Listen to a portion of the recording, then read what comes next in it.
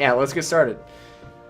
So today we're going to talk about the PvP AMA article that was released on the 9th. It's got some good stuff in there. We're going to go over dungeons on release. Now, we grabbed a couple things from our good buddy Atropos over at Tamriel Foundry. He did a Paul Sage interview. I will link that in the chat so you guys can go check that out. But There's the website.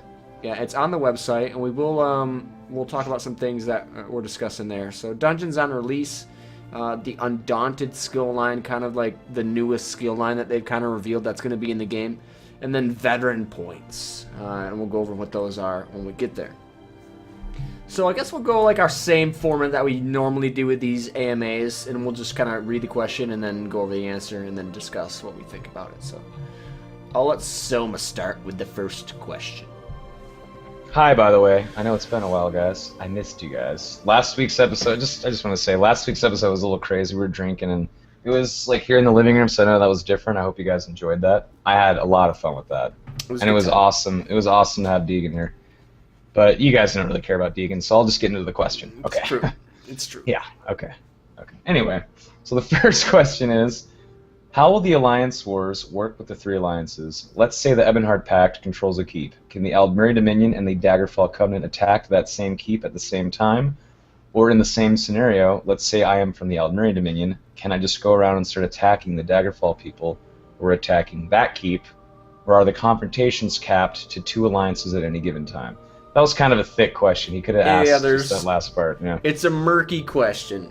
Basically, he's asking about the different confrontations he can get into and whether or not it's actually like a three alliance war where there are going to be two alliances attacking the same keep instead of just one alliance attacking another alliance's keep. So I think that's a better way to describe it. Yeah. Well, the answer is, in that scenario, Aldmeri and Daggerfall forces can attack the keep at the same time. And like you said, if they wipe out the Ebonheart defenders, it's up to the two alliances left to battle it out between each other. The Aldmeri attackers could choose to attack Daggerfall while assaulting the keep, or just wait until the dust settles and attack whoever is left. Another tactic could involve the Ebonheart force withdrawing from the keep, letting Aldmeri and Daggerfall fight each other, and then wiping out any remaining forces from those two fighting. It's very exciting what three sides in open warfare add to a fight, and you'll see many tactics out there in the battlefields of Cyrodiil. And that's true, of course. Whenever you have three people, and it's a three-way fight, or three-way just in general in life, there's always going to be someone maybe left out for a minute, you know, and then they have to join in when they get a chance. Excuse the sexual references. But it's true. No, it's true. Like there's going to be like Daggerfall on Aldmeri fights, and then Ebonheart's going to come up and see that, and wait a second, and kind of sneak up from behind and jump in. Cheeseburger and reach around. No, it's going to be really weird. It's going to be really weird to think about it because, I mean, as you were reading the question, I was already kind of going through tactics in my head, right? Now, I don't understand, like, unless it's a keep that you know is heavily fortified and you actually have to dual alliance assault the keep to take it down, it's always going to be pretty much a smarter play to wait until people are losing resources, they're losing people in the fight, and then you go in and you swipe them up. So it's going to be interesting. And then they even brought up the fact that if there's two alliances assaulting your keep, is it best to just retreat from the keep and let them fight it out and then go back in and retake it as soon as one of them takes it and has less amount of resources? And here's something cool. Yeah, here's something cool I just thought of. You know, in WoW, you couldn't communicate cross-faction alliance to horde. It was garbly gook, you know, whenever you chatted it, like LOL, laugh out loud, was kek for the horde, you know, it looked different. And it was different languages, so you couldn't communicate. What if you can actually communicate to the other alliances in this game, and you can actually form alliances? Oh gosh, I just lost Soma. I don't know what happened. They can see all your stuff too, just to let you know. You're good now. You're back. Okay. It feels good to be back. Anyway, that was weird, just like... That was weird, yeah. Anyways. Sorry about that. Yeah, anyway. Well, imagine if you could talk to someone from an enemy faction and then make a temporary alliance and then take over the keep or whatever it is you're trying to take over, and then be like, okay, now that you helped me, backstab, I'm a rogue, and now you're dead, and screw the Aldmeri. Kind of like what you do in DayZ when you act like you're someone's friend and then shoot him in the face. I would never do that, Deagen. Yes, I would. Yeah, exactly. Yes, you. No, it's really cool. It's something that I haven't really thought about a whole lot yet and how that's gonna work, but it's gonna be fun. It's gonna be fun. Let's go to the next question. Hello there. I was hoping you might be able to share any information on the possibility of shadow scales, please. I'm a major fan of them and would really like to see them in the game. The shadow scales, those Argonians born under the side of the shadow and thus taken into the Black Marsh, Dark Brotherhood, are definitely part of ESO. You will meet them personally in the region of Black Marsh known as Shadowfen. That is going to be awesome. I've always thought the shadow scales were really cool. It's a little cool. Yeah. It's I'm glad that they're putting it in. It's a good part of like the ESO how could they lore, not? And it'd be weird if it wasn't in the game. Absolutely. They have to. They have to put it in there. Yeah. They're like a famous part. So if anyone doesn't know, shadow scales are considered like the cream of the crop in Tamriel to become assassins. Like if they're born under the sign of the shadow, which you guys all know, birth signs are really important in the game, right? If an Argonian is born under the sign of the shadow, they're taken as soon as they're born. Like I don't even know if it's in their egg still or what, but they're taken away from their family, the parents, and they're trained to be a badass killer. Mm-hmm. And it's like if you go and like look up some of the lore, it's really cool. It's really cool. Yeah. Yeah, it's awesome. It's awesome. No, they're the badasses pretty much. Killer lizards. Yep, killer lizards. It's cool that they're putting that in. All right. Yep. Go ahead and take the next question. Okay. So this is a good question. Can you explain the Absolutely. Yeah. Can you explain the guild stores a bit more? Do I have to be a member of a guild to buy from it, or is it a public store in which a guild of crafters and merchants offer their products? Will I be able to set my own prices, or would this be regulated by the guild leaders? Great frickin' question. Yeah, we've speculated on this a lot, so it's good that they're clearing it up a little bit. And the guy that asked the question, his name is John Connor, by the way. I just thought I'd toss that out there. Pretty nuts. If you don't know who John Connor is, Googer.com it. Anyway. Googer's it. Here's the answer. You will need to be a member of a guild to use its guild store. Right now, there isn't a public storefront for them. If you have permission, configurable by the guild leader, to sell items on the guild store, you'll be able to set your own prices. I don't like that. Why? If you get permission from the guild leader, you can set your own prices. I've always set my own prices and like always thought that like undercutting and like being an auction house guru was important for MMOs. And now if a guild leader is going to control what I set my prices to...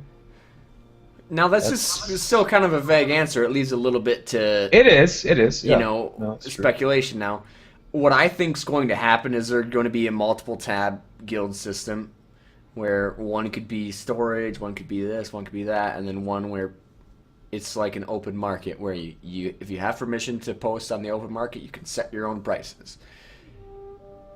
If they do it a different way, where literally the guild owner is saying, okay, well, if you want to sell your sheep's wool on our auction house, it is selling for this price. And if you post it in there, it automatically posts at that price. That would be a little bit weird.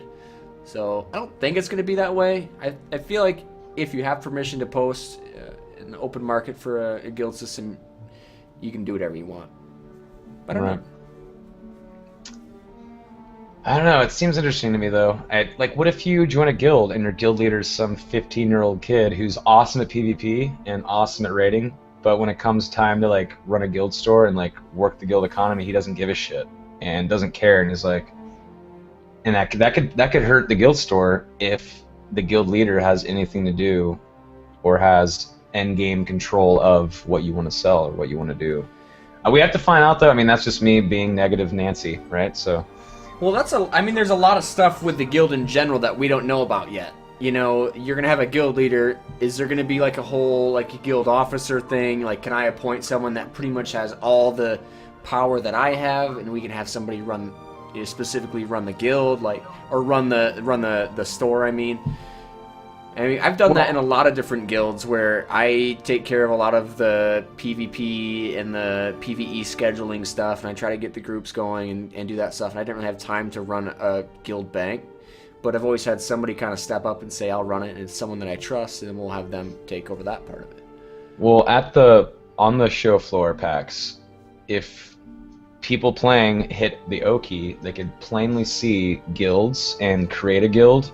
And there's even a section you can click, and it was at PAX. I saw someone look at it. So this isn't like, I'm not like cheating or like talking about the beta. This is something that's public knowledge now. There is ranks in the guild, and there's recruit. All they can do is like chat. There's member, and members can post in the guild store and buy stuff in the guild store. Like I read that on the screen, so that's cool. And there's officers, and then the guild leader. I don't think you can create your own. Ranks and customize their permissions and stuff like that. I think you can customize permissions, but you just can't customize ranks. You can't make like guild store owner or guild store manager rank and like make someone like you were saying. It would have to be an officer. But I hope that eventually you'll be able to customize ranks and name your own ranks and as many as you want later. It's always fun great. To have something like that. Yeah, everybody likes to have their custom rank or custom title in the guild, so hopefully they do something like that. I'm sure they will. All right, next question. Will you be able to gather titles or achievements? For example, can you get them for the completion of a long quest or for solving of every quest in a certain zone, similar to Thane title in Elder Scrolls Skyrim? You'll be able to gain achievements for many things in the game, including completing large quest chains or by finishing every quest in a zone. As for titles, they're something that we've considered. We understand the value and appeal of titles, but if we use them, we want to make sure they're displayed in a way that's immersive and consistent with our game. Rest assured, though, we want to make sure there are ways to show off your accomplishments in the game, such as through visual advancement with gear, abilities, and by other mechanisms. So, right now, they don't have plans for putting like official titles in, but they're considering it. Is basically what it comes down to. On the character screen, there is a slot where it says title or something like that, but it's kind of like grayed out. I think maybe they're just playing with the idea. I personally, I like titles. Yeah, I don't see how it could break a lot. Lore or anything like that. I mean, that's what they're worried, right? That it's displayed in a way that's immersive. I don't think that's something you have to really worry about as long as the title is, a title that fits and not something like really weird. And I'm fine with that. I'm fine with titles too. I don't think it would bother me if they are in the game or if they're left out. Either way, but I'm okay with them being in. It wouldn't hurt the game, I don't feel. Right. But like achievements and whatnot, of course, it's an MMO. There's achievements for sure. So. Which is also something that'll tie in a little bit with our Undaunted skill line and veteran points in a little bit. We'll go more into depth on how achievements kind of affect those as well. So. Oh, do I get to read now? Yay. Yeah, I love reading. I actually do, so I don't mind. I'll read. Okay. So here's the next question, guys. And this is by Mitchell and Tico. Cool name. If a player becomes Emperor and their alliance holds the keeps around the Imperial City, how will the other alliances be able to take control again if they have no point of access in the Citadel? That's a good question. Also, if the Emperor is changed when the current Emperor is killed, what is to stop a player just avoiding Citadel on that character once they become Emperor? That's pretty good. Okay, so here's the answer. Access to Citadel is always available in safe locations that enemies cannot enter. So you can always fight over control of the Emperorship. If an Emperor is dethroned, meaning their alliance lost all the keeps necessary to crown an Emperor, the next time they are killed, log out, or switch zones, they lose the Emperorship. Oh wow. Emperorship isn't just beneficial for the individual player, though. The entire alliance gets a bonus if an Emperor is on their side. That is going to be so fun. That's going to be crazy, trying to fight for that. That's going to be nuts. So, if you log out when you are Emperor, you are no longer Emperor. Well, no. It says if you if the Alliance lost all the keeps necessary to crown Emperor, so let's say you're still in and you own every single keep and you're Emperor, right? You can log out and log back in and still be Emperor as long as all those keeps are still taken. Okay, I see. But let's say Eldmeri Dominion comes in, takes one frickin' keep back, then you log out to go take a shit or something, you come back 15 minutes later, you're not Emperor anymore. The Emperor that had to take a shit and lost his crown. Like, that would that would suck, right? I wonder what they're gonna do with like AFK detection in this game. Now that's something that's kind of a problem right now in Final Fantasy XIV. Always been a problem. There's no AFK detection, so you can literally sit there with your game on forever and never have to fight the login boss. So I wonder how they're gonna do that in ESO. I wonder if there's gonna be any type of, you've been AFK for 15 minutes, you'll be logged out in the next 30 seconds or something like that. I don't know. I feel like there should be, right? I hate games that don't do that. I feel like there should be an AFK detection. I absolutely agree. It takes you longer than 15 minutes to take a dump. There's something wrong with you. You should go to the hospital. You should get that checked out. Yeah. Like, stop putting toy cars up there. It's clogging stuff up, okay? Stop it. I know there's one of you out there. There's got to be at least one. There's always That is one. so gross. I was thinking Jackass. I don't know if you remember that skit. Anyway, okay, we're talking about video games. But that's a cool question. I mean, basically it goes over to how there's always going to be a safe spot for you to enter Cyrodiil, which probably means that there's going to be like a NPC protected town or something that you can at least be safe in while you're loading into Cyrodiil, so I wouldn't worry about that. Alright, we'll go to the next question. It has been confirmed that the spell Mage Light will be in the game, and you mentioned that it will reveal sneaking characters. Will Mage Light act like Mage Light from Skyrim, being sent forward as a projectile and sticking to the first object it hits, or will it be more like Candlelight, hovering above the caster? Will Mage Light serve any other purpose besides revealing sneaky players? Which is a really good question. I mean, there's always a sort of a stealth detection mechanism in other PvP games, so that's kind of what it is in this game. Mage Light will work more as an aura around the player, similar to Candlelight.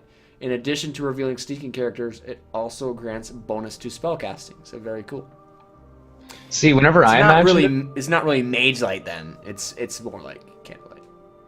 Yeah, I think whenever I first imagined Mage Light acting as an anti-stealth spell, I imagined it was going to be kind of like the hunter from World of Warcraft's flare. Like you just shoot it in an area and it like stays in that area, and you have to kind of like be tactful with that area. But the fact that it's an aura around you, that's pretty OP. Like, that's invaluable if you think about it. Yeah, but the thing about it being OP though is I like the fact that you could, with a hunter, you could put it in an area, because if you knew someone was coming from that area, you're like, okay, well, I'll just shoot it over here. The problem with it being an aura is sometimes if it's an aura and there's a stealthy character around you and you don't see him until he's right around you, it's probably already too late, to be honest. No, you're right. Especially if you're a squishy, like you're probably screwed. Yeah. It'll be interesting to see how that works out. I kind of wish it was more of like a targeted ability, like a targeted AoE ability, than a self AoE, a self aura. I don't really like that. The more I think about it, as far as strategy goes in PvP. Yeah, I mean, I like the flare thing. I like, or maybe it'd be like Guild Wars 2 style, where you target the ground and you get to choose where exactly the spell's going to go, and then you cast it there and it goes over there, which is still flare style from WoW. So I like that a little more, but whatever. I just hope that like not every single person is gonna be rocking Mage Light. I don't know, for a guy who wants to play a Nightblade, I hope not either. That's you. I'm going Dragon Knight. Yeah, it's gonna be interesting to see. I mean, maybe the aura is actually like a really like wide aura. Maybe it covers a whole lot of ground. I can't imagine it would though. Imagine just it's as far as the visual go. But I still feel like if it's around you only, it's probably going to be too late for you to do anything if somebody wants to jump on you from stealth. So we'll see.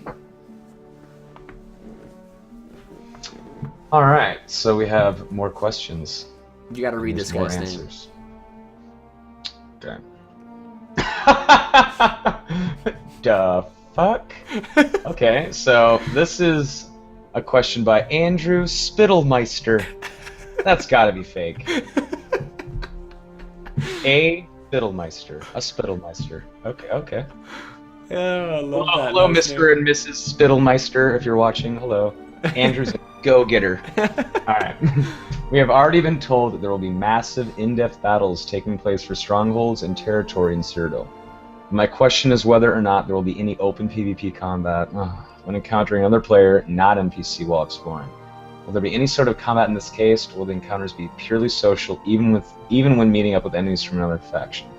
That is such a good question, and I am scared to read the answer. Here we go. There will be lots of chance encounters and roaming players to kill in Cyrodiil.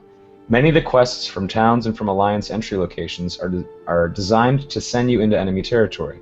If you're looking for a fight outside of large-scale keep battles, there's a good chance you'll run into enemies near Coral, Chadenhall, Bruma, Cropsford, or Vlastaris.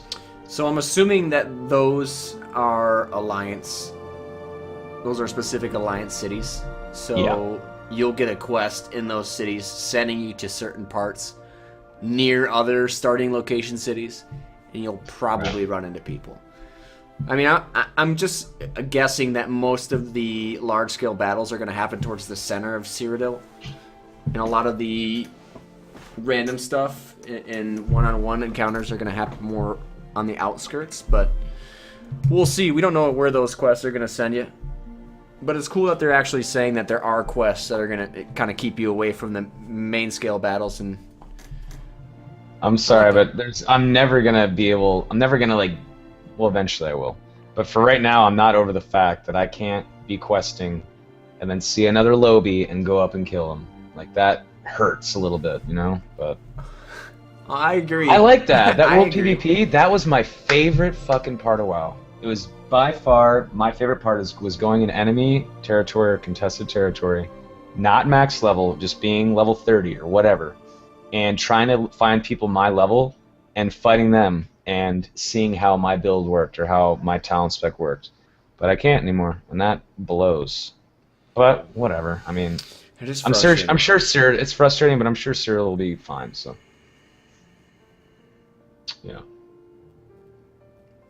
yeah. Maybe we'll get a little bit of that feeling out of Cyrodiil from the answer to this question. Maybe a little bit. Cyrodiil's so big. It's so big. So I mean, I'm sure it's so big. I'm sure we'll run into people, and you're not always going to be, like they said, you're not always going to be near a large scale keep. Right. Sometimes you're going to be in little areas of Cyrodiil. I don't know if you remember the actual Cyrodiil map from Oblivion, but there's like offshoots of the country where it's like kind of away from Imperial City, and it's like I wouldn't say a peninsula, but almost, and you're kind of away from the middle of the country, and I'm assuming that's where they're talking about. It should be interesting. Especially Bruma. I used to go to Bruma all the time. Bruma was one of my favorite cities. Yeah, I love the way that city looked. Yeah, I know. Alright, next question. If players are free to choose one of 3 factions, how will ESO strike a player balance between the 3? What if one faction is overpopulated, while another is extremely underpopulated, which I think could be a problem. Absolutely. The underpopulated one won't stand a chance in claiming the throne. And I actually think I already kind of checked this question out a little bit. 3-sided battles actually allow for more player balancing options than systematic options. If one side is overpopulated, the other 2 sides usually gang up on that alliance. That being said, there are alliance population caps per campaign to make sure one alliance doesn't fill up a campaign entirely. There are also scoring incentives for alliances that are tailing behind when capturing resources and keeps from the winning alliance if the score is imbalanced. You'll get more points by taking keeps and resources from the winning alliance and holding your own keeps, helping you catch up in the overall score. Lastly, keeps that can be captured with smaller groups than you may expect. So even underpopulated alliances have a real shot at claiming the throne. So what do you think about that, Soma?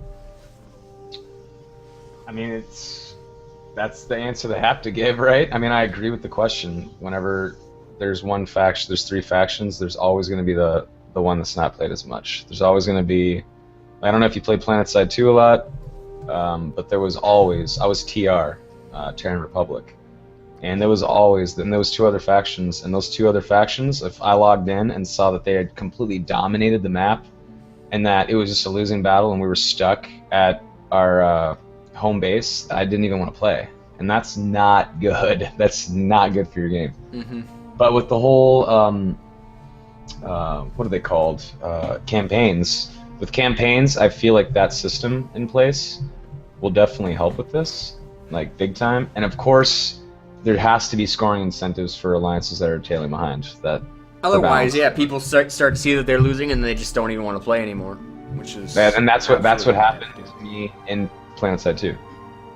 So I think the best thing coming out of that entire answer was the fact that the campaigns are going to be alliance capped. Like the number of people logging in from one alliance is capped.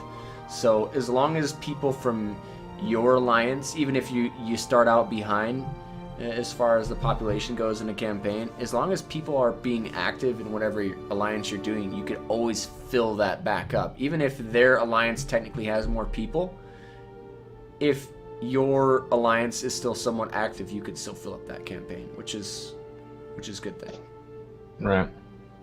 Yeah, agreed. It's a good thing. No. All right. Let's check out the next question. Next question was,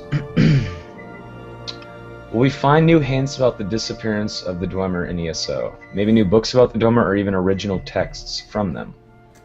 And the answer is, there is never any shortage of theories in the Elder Scrolls about Dwemer and their mysterious disappearance back in the First Era. That tradition carries on in ESO. So basically, it's still a mystery. Get over it. It's still going to tease you. And they're probably going to have books all over the place that you can read, and some of them will have to mention the Dwemer just to appease people that will always ask that question. Is it Dwemer or Dwemer, by the way? Like, I hear both. I hear, like, devs say Dwemer, and then the next video, they're like, it's the Dwemer. And the Dwemer are mysterious people that... And then the next episode, the Dwemer are... I'm like, what? Just get it. Tell me what I'm supposed to know. I don't know. I don't know how to explain it. I always say Dwemer, but I could be completely wrong. I don't know. What do you normally say? Dwemer. Dwemer? Well, we're opposites then. Yeah.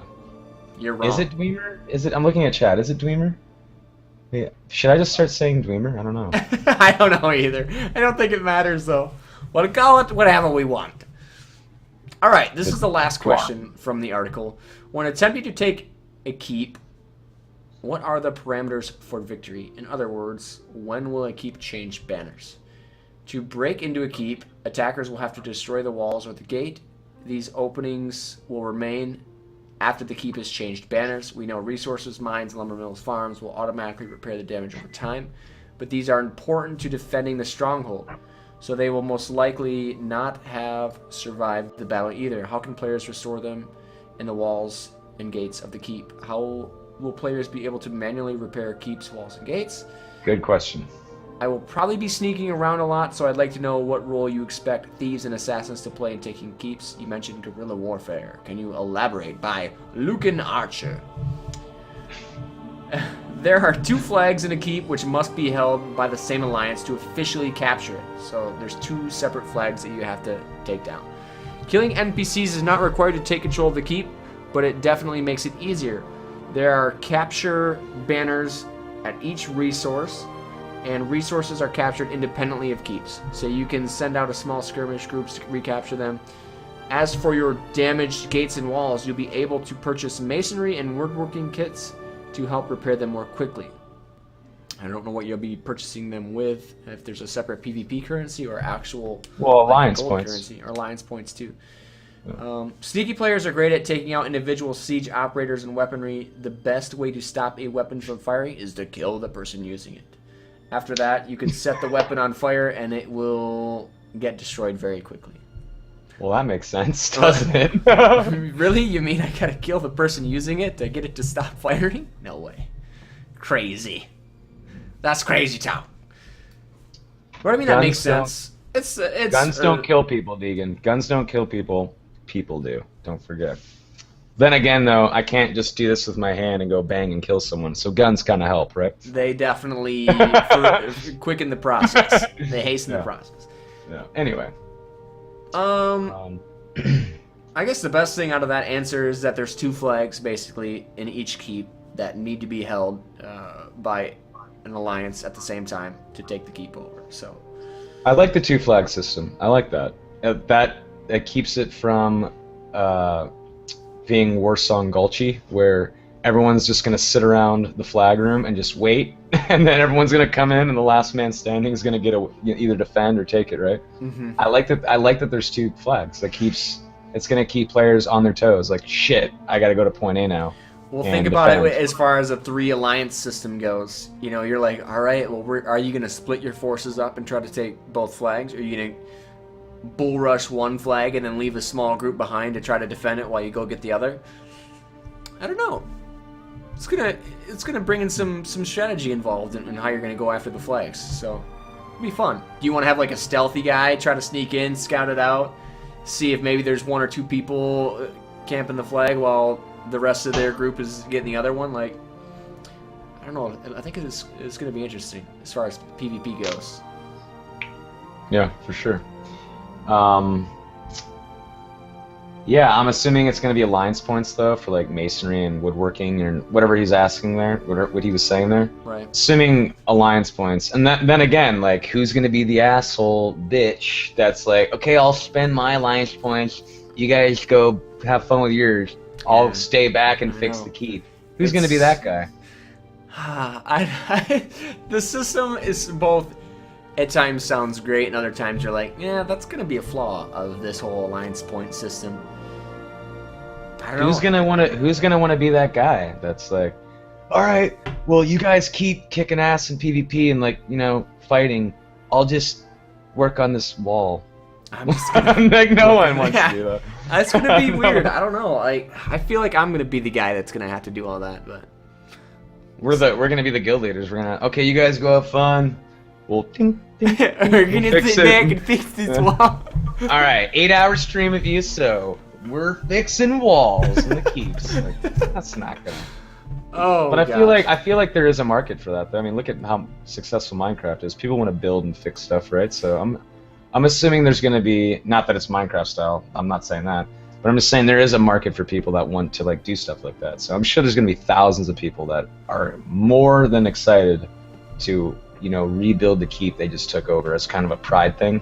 All jokes aside, so yeah, I'm sure it'll be cool. I'm with you. All right, and that's it for the AMA on PvP and a little bit more about Cyrodiil. So let's get into the next few topics here. They're kind of all shorter topics, but we'll talk about them each individually. So dungeons on release. Again, this is some information that was kind of released more in depth during PAX Prime. Basically, there are 16 dungeons that are considered normal dungeons that you'll encounter through leveling and stuff like that, certain quest lines. There are 6 master dungeons that you'll be able to play when you're level 50. And as far as adventure zones go, we were expecting a few of them to hopefully be out on release. But turns out that there's a chance, it's not actually confirmed, but it's also confirmed that there's not guaranteed to be an adventure zone at launch.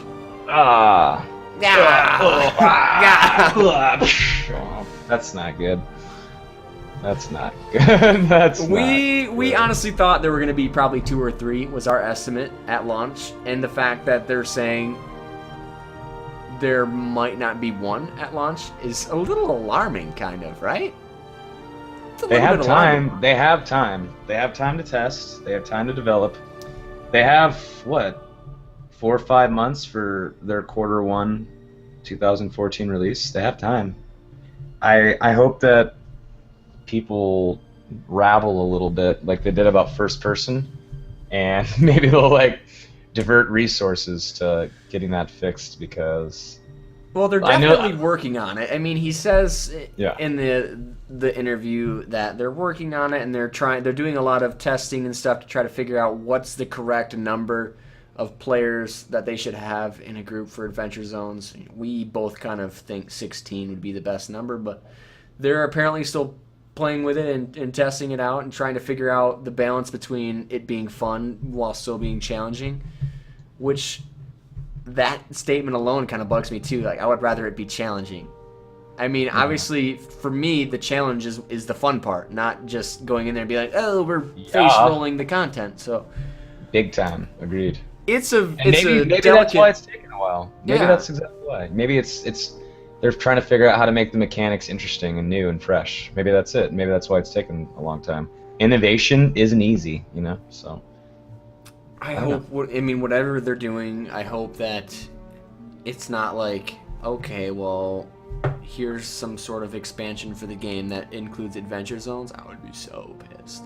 Well, as they say, they want to flush out content non-stop, you know? So maybe we'll be getting an adventure zone every month or something like that. I mean, even if there was an adventure zone that was patched in around the time people are hitting max level, which is going to be... The average player is probably going to reach max level within 1 to 2 weeks. More than likely. I'd say so, yeah.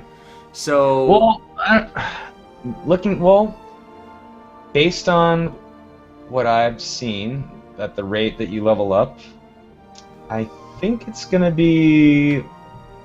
take maybe longer. It's once you start getting up there, and I can't really talk about it, but we'll see. We'll say the average player 2 weeks plus. But a lot of the people like us that are going to be playing this game by all accounts way too much as a job. Yeah. If we don't reach max level by like a week and a half, I would be pretty surprised. But we'll see. I mean, it could be different. But either way, what I'm saying is, even if they don't put an adventure zone in at release, that still gives them... I mean, the final build for release finishes probably a month and a half before the game actually goes live. So that still gives them like a month to 2 months to keep working on that and then patch it in. So I would say that's kind of reasonable, I guess. As long as the adventure zone's coming out around the time people are getting to the point where they're going to start doing it, I would be happy.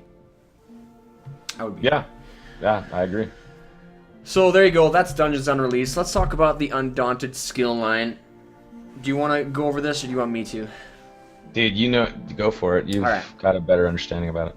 So the Undaunted skill line was the most recent skill line that was kind of revealed by ZeniMax Online Studios as far as ESO goes. Basically, this skill line has to do with an adventurer type skill line where you're going in. It's like a dungeon grinding skill line is what I get out of it. It's what it sounds like. You go in, it gives you a reason to go back and repeat dungeons and do things differently and maybe play like a different role in a dungeon or something like that. Kill X amount of these things in a dungeon and maybe a timer based thing. I don't know. But basically, the term that was used when Paul Sage is asked about this skill line was unlocks through playing different styles. So it's incentive. That's cool. It's another skill line that gives you an incentive to try out something that might not be your primary spec, that you would consider your primary spec. But I kind of get like out of the whole thing, it's like a dungeon grinding skill line. So, like, you know how they mentioned so there's no like PvP specific skills that change you in PvP only. Like we mentioned them before. Well, because they've gone in the direction of PvE skills, and you can see that right whenever you open the skills menu. Like if you play the demo. Excuse me.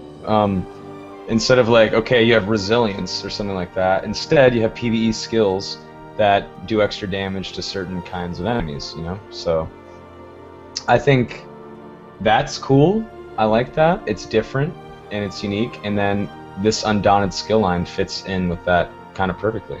I'm assuming it's going to be like, let's say you go down the Undaunted skill line and okay, maybe you do more damage to beasts with this skill. Like let's say it's a lightning attack that does extra damage to PvE beasts or something like that, and then like 20% more damage, but you know, it does less to something else.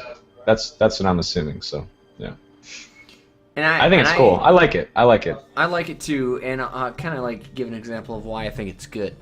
So I'm going to use Neverwinter again as a comparison, I guess, to what this kind of reminds me of.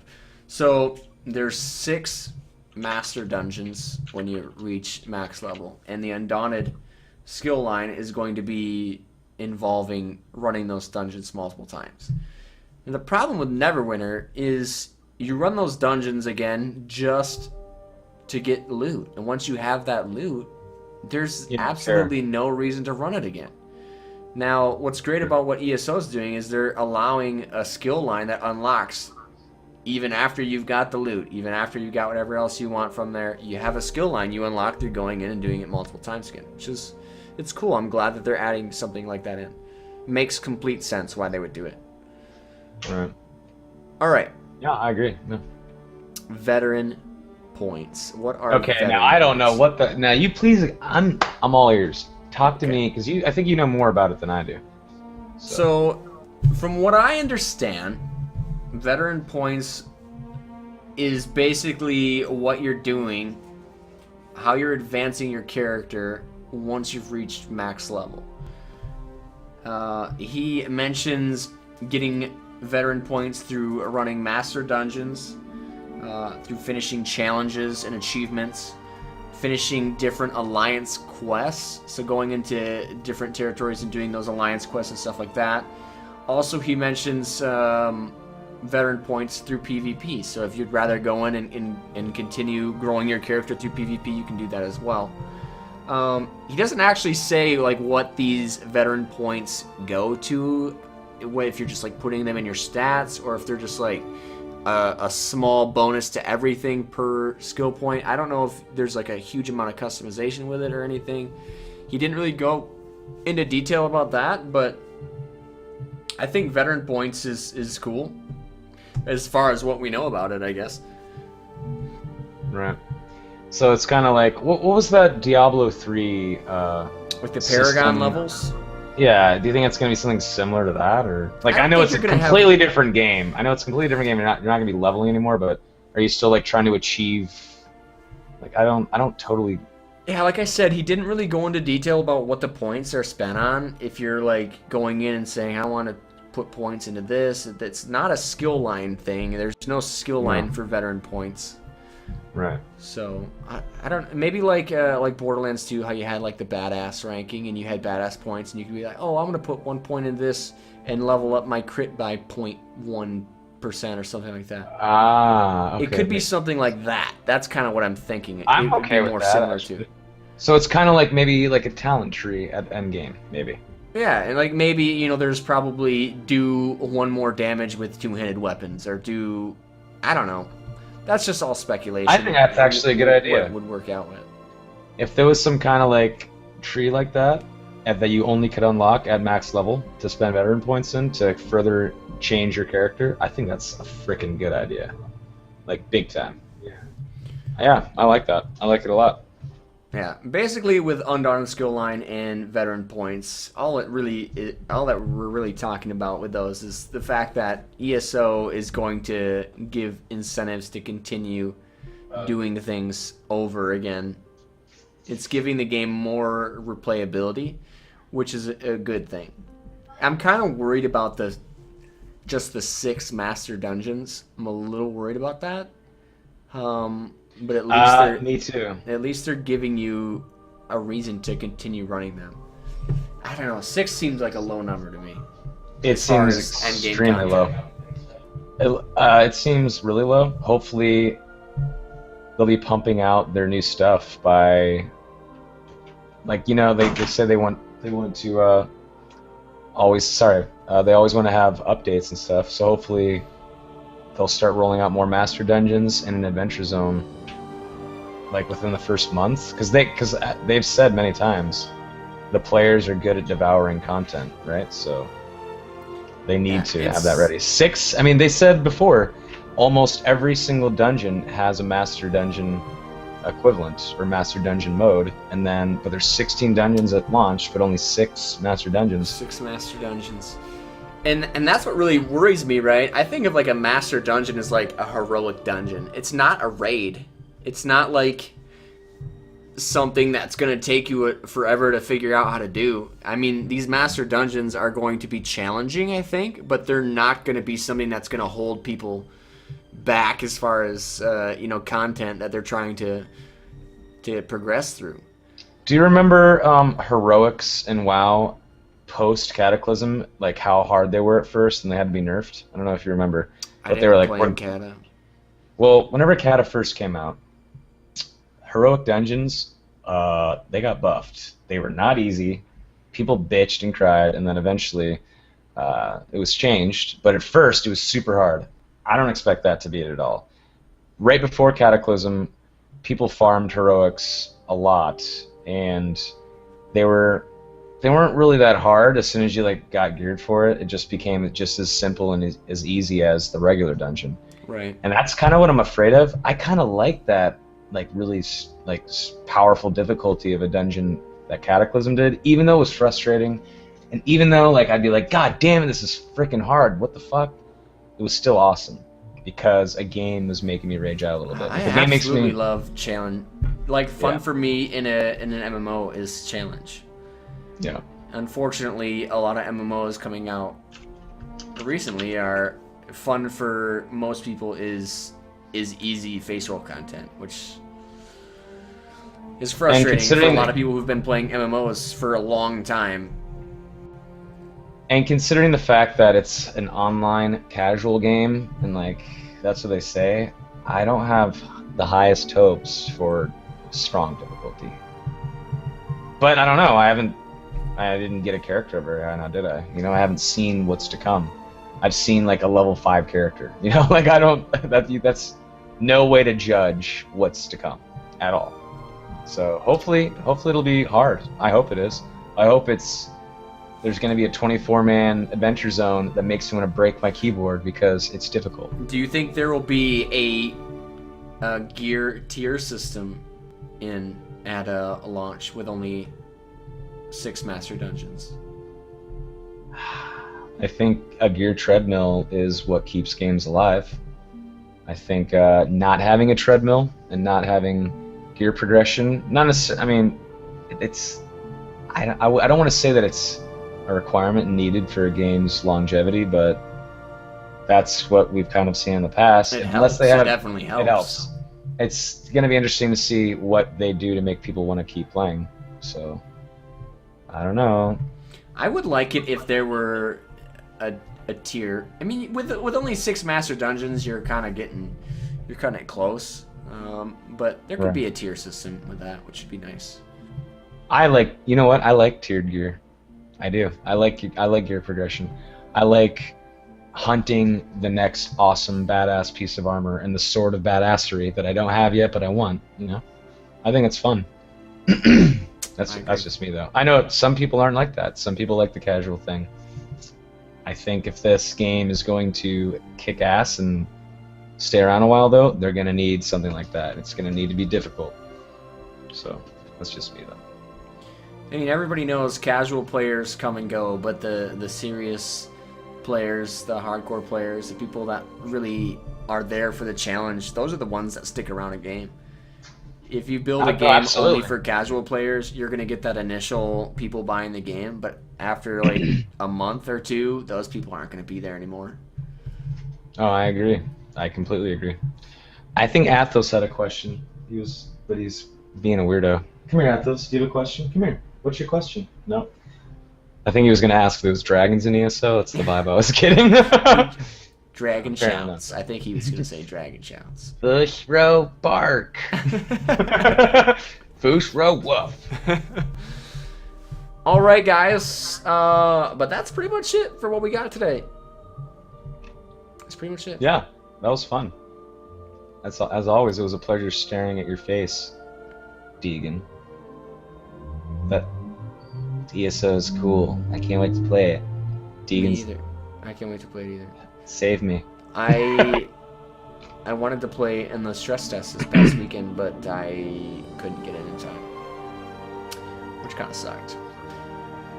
Does anyone have any questions? Yeah, any questions before we wrap up? Yeah, let's get at least 3 good ones. Yeah, let's get 3 good ones. Okay, this is 6. Let's do this. 3 good ones? 3 good ones. Hopefully. Let me get 3. Numelec says no one's making games for challenge anymore. They're after the quick buck. Well, I would agree that that is kind of the road most developers are going down right now. I think the games that are coming out now that have a subscription fee are leaning more towards keeping the players there than just getting the quick buck. So I think the subscription fee coming back is kind of a good sign, actually, for MMOs. It's a good sign. It's a good sign. Agreed. There is a monthly fee to play. You get your first month free. You pay $60 for the game. You get your first month free, and then it's $15 a month afterwards. There has been a couple indications that they'll have some sort of, pay a couple months in advance and get a couple bucks off your monthly fee. So, is there a way to fast travel? I'm sure there is. There always is. Way shrines, yeah. Way shrines. The way shrine system, yeah. In the game, there's going to be multiple. Think like waypoints in Diablo 2 or something like that, right? Yeah. There's going to be shrines you can walk up to and uncover and discover. And then once you discover that way shrine in that zone, and there's multiple in each zone, you can travel from that way shrine to another way shrine at no charge. But let's say you're in the middle of the woods and you're super far away from a way shrine and you don't feel like running all the way back in your mount. You can open your map and then click on that way shrine and fast travel to it, but it's going to cost you gold.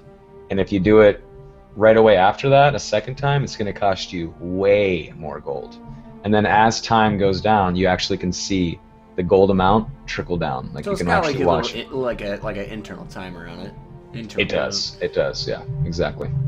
Have the devs said anything about player-made mods? They really can make a break depending on how much the mods are able to do for you. Numelex, this is actually something we've talked about a lot in our podcasts. They are very open for player-made mods. They're making the game very easily modded as far as UI goes. They haven't really stated anything besides UI player-created mods, but they're definitely open for those. So, and I'm sure we're gonna see a lot of them in the first month. I'm assuming we're gonna not see a crap ton of mods because everyone's gonna be playing the game and getting used to it and learning the UI itself out of the box. But I'd say 4, 5, 6 weeks in, we're going to start seeing some early UI mods and early mods, maybe damage meters or something that will add damage numbers to the screen or something like that. We'll start seeing that. They might be a little buggy, they might not work very well, but 6 months in, there's going to be a huge market for mods. Guarantee it, I think. Well, I don't want to guarantee anything, but let's hope I have a really good feeling. Somebody comes up with a way to do damage numbers. I don't even know if ESO is going to support something like that. Personally right now, I don't think it will. I hope they end up doing like an output for numbers that people can, put into a mod and have it display properly, but I don't know. Is there a way, or if you pre-order the game, do you get extra items or anything special with the game? I don't think there's any word on that yet. I don't think you can even pre-order the game at this point. So no, I don't think so. Yeah. Yeah, I don't think you can pre-order it. All right, guys, that's gonna wrap it up for us. You can follow me at Deagen TV on Twitter. This is my stream here. I stream every day. And then we've got Soma JT over there on Twitter. Go follow him. And then his Twitch channel is Soma Plays. He plays a little bit later in the day than me. He plays late at night. The night owl. I come out in the darkness. I do. But Soma mainly plays Daisy, and which reminds me, we need to play some Splinter Cell co-op. Yeah, I still haven't beat the campaign yet. I still have to do that. Neither have I. I've been like 2 missions in or something, but we'll definitely. I only have like 2 missions left, I think. I only have 2 missions left. But yeah. You're way ahead of me then. I will be streaming after this. We'll be playing competitive Smite, trying some new people out. We'll be streaming in a few hours probably, right? Yeah, I'm gonna be going to check out Miss Vixen's stream for a while, and then I'm gonna be streaming Daisy tonight, late night. I haven't had like a real good Daisy stream since before PAX. That was what, 10 days ago? So it's been a while. Yeah, I need to get back to it. I just was on vacation in San Francisco visiting friends, so that's why I've been streaming, so... Time to get back into the old coal mine. Getting her dead. The old coal mine. Yep, time to get back to the mine. Alright guys, thank you for watching. We hope you enjoyed the Vodcast. This will be up on Twitter, both our Twitters, hopefully soon. Again, thanks so much. I appreciate you guys being here. Thanks, dudes and ladies. Take it easy, guys.